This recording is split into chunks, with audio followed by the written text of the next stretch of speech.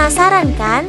Apa itu APBD? APBD sendiri adalah rencana keuangan tahunan yang dibuat oleh pemerintah, daerah, provinsi, atau kabupaten kota untuk mengatur pendapatan dan belanja daerah dalam satu tahun anggaran.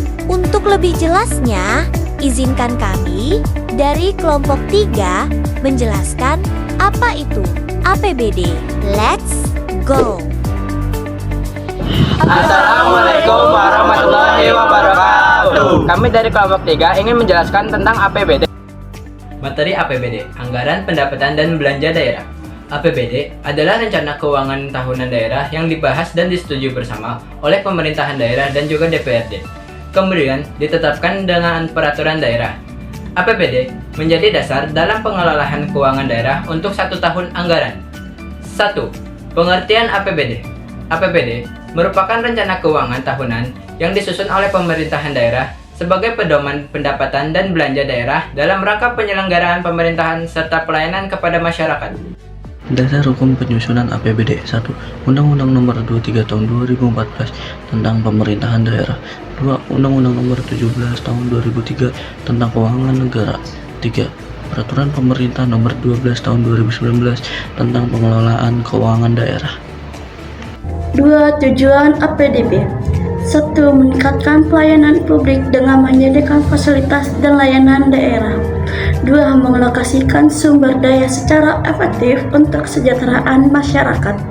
3. Menjaga stabilitas ekonomi daerah dengan belanja yang terencana.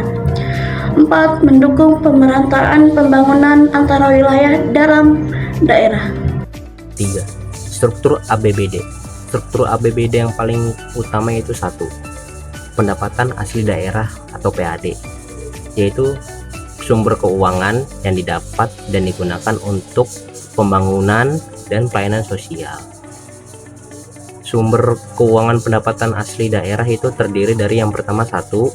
Pajak daerah, itu sendiri terdiri dari pajak hotel, pajak restoran, lalu pajak kendaraan bermotor, lalu retribusi daerah dan pelayanan yang lainnya. Lalu ada dana perimbangan dan dana PAD lainnya yang sah, itu seperti dana hibah, dana bagi hasil pajak, dan lain-lain juga. B. Belanja daerah. Alokasi anggaran untuk mendukung penyelenggaraan dan pemerintahan daerah dan pelayanan publik.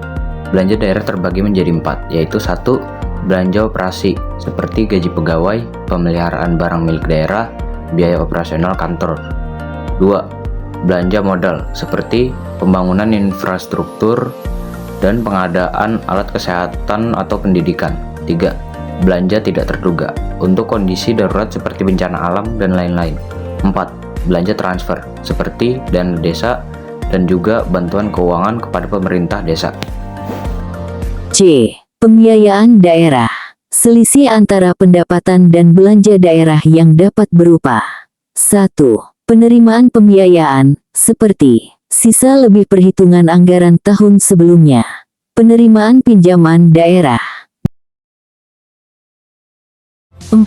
Siklus APBD. 1. Perencanaan dan penyusunan pemerintah daerah menyusun rancangan APBD berdasarkan Rencana Kerja Pemerintah Daerah (RKPD).